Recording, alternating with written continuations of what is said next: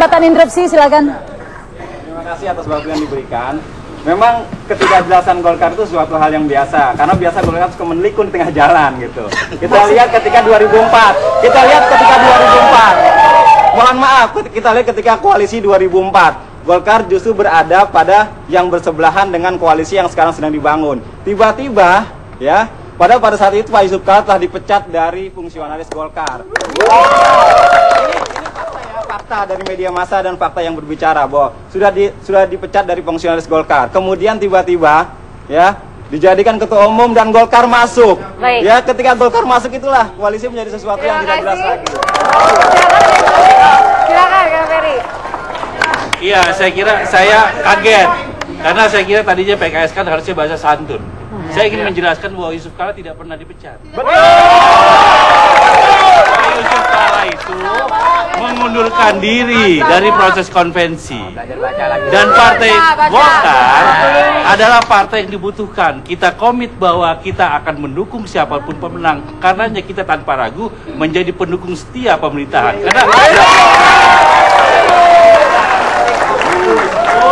yang jangan kita lakukan adalah ketika kita menjadi pendukung pemerintah, kalau pemerintah lagi susah, kita tinggalkan, kita pura-pura jadi oposisi. Itu tidak boleh. Baik, Rama, ada Bang Kali di belakang. Katakanlah Pak JK tidak dipecat, ya. Tapi kemudian Pak JK berhadapan dengan Golkar. Dia ikut Pak SBY menghadapi apa yang didukung oleh Golkar, yaitu Ibu Megawati dengan Pak Hasyim Muzadi. Tiba-tiba kemudian yang menang ternyata Pak JK. Lalu kemudian Golkar kembali mendukung Pak JK jadi ketua umum. Masuknya Golkar di dalam koalisinya SBY JK inilah yang membuat kekacauan sebetulnya di awal. Jadi Golkar tidak punya sejarah ketidakjelasan ini. Silakan Mas Tio. Ada yang salah kaprah. Yang tahu Golkar itu adalah kami yang memiliki Golkar, bukan orang lain. Jadi, saudara sekalian, karena panggilan sejarah, Golkar itu ternyata selalu dibutuhkan oleh bangsa ini. Itu satu hal yang kenyataan sejarah. Kenapa kemudian kita bergandeng tangan dan mengamankan Dwi Tunggal Yudhoyono Kala ini semata-mata adalah untuk kepentingan bangsa yang lebih besar. Dan Golkar terpanggil untuk itu. Tidak ada sesuatu yang salah di sini. Tidak ada sesuatu yang salah bahwa terjadi riak-riak politik, ya itulah nyatanya. Tapi rupanya Golkar memang ditakdirkan untuk selalu menjadi pemimpin di Republik ini. Ya, tapi kalau dikatakan tadi mengamankan begitu, ini mengamankan Dwi Tunggal. Kalau PKS kenapa ya? Kalau ada isu yang nggak cocok, kontra sama pemerintah, tidak setia begitu dengan koalisi. Oh iya, karena sejak awal PKS itu sudah membuat satu kontrak politik dengan Pak SBY sebagai capres, bahwa PKS itu mendukung Pak SBY dalam posisi ya kita sebagai mitra yang kritis dan konstruktif. Artinya, jika Pak SBY sebagai presiden itu kemudian kebijakan-kebijakannya memang baik, maka kita akan dukung. Tapi kalau ada kebijakan-kebijakannya yang tidak baik, yang merugikan rakyat, dan kemudian PKS sebagai partai koalisi tidak diajak bicara dengan cukup, maka kami akan mengkritisi, tapi tentu saja kritis sebagai seorang mitra. Ini kesannya memang ada ketidakpuasan soal koalisi pemerintahan 2004 sampai nanti berakhir 2009. Lalu sebetulnya apa maunya PKS di tahun 2009 ini? Apa maunya Pak Mahfud? Maunya PKS adalah bahwa jangan terjadi lagi di 2009 koalisi-koalisi aneh. Apa yang saya maksud dengan koalisi aneh?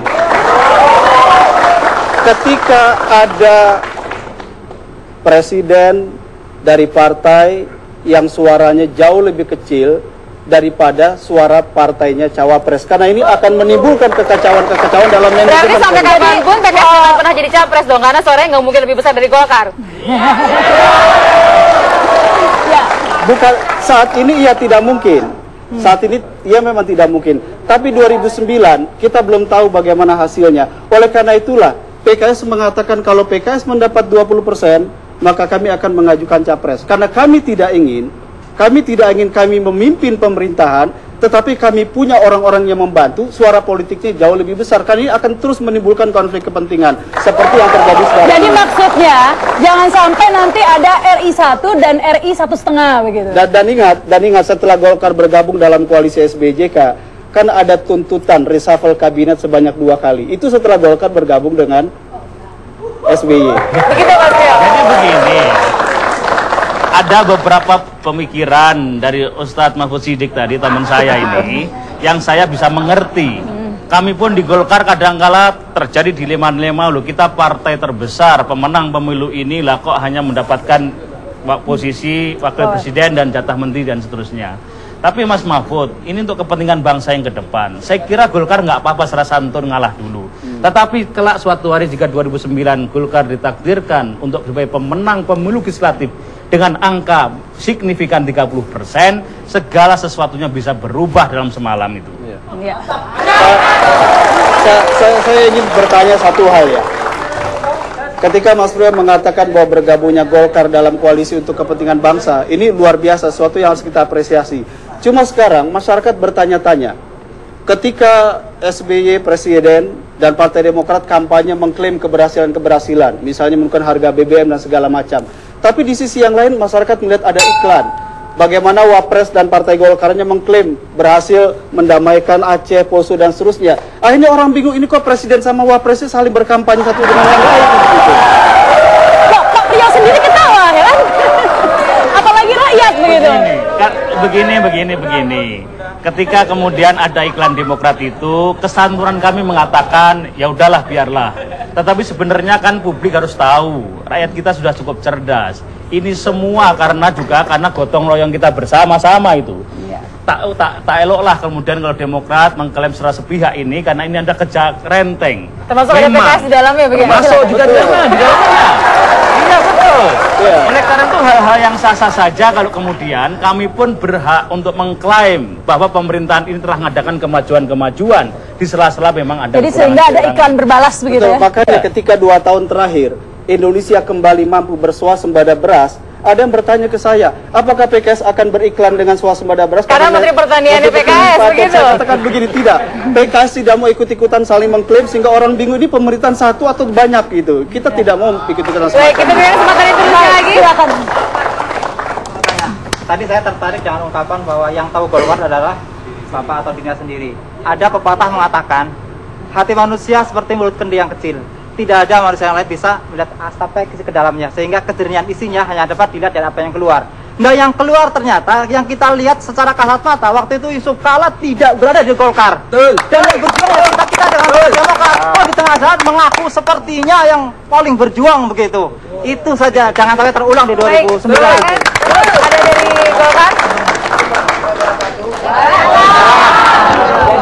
Pak Yusuf Kala pada tahun 2004 bukan nggak ada di Golkar, dia ada di Golkar.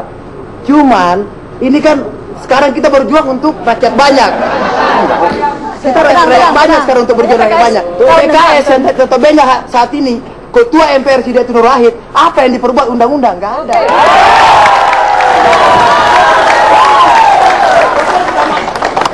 Walaupun itu BBM diturunkan dengan pengumuman BBM naik, menteri-menterinya diumumkan, tapi sekarang ini begitu turun diklaim oleh Demokrat. Ini kerjanya Golkar. Golkar dicaci maki pada saat BBM turun. Betul. Baik, PKS apa yang dibuat saat ini? Saya koreksi ya. Saya ini terima kasih.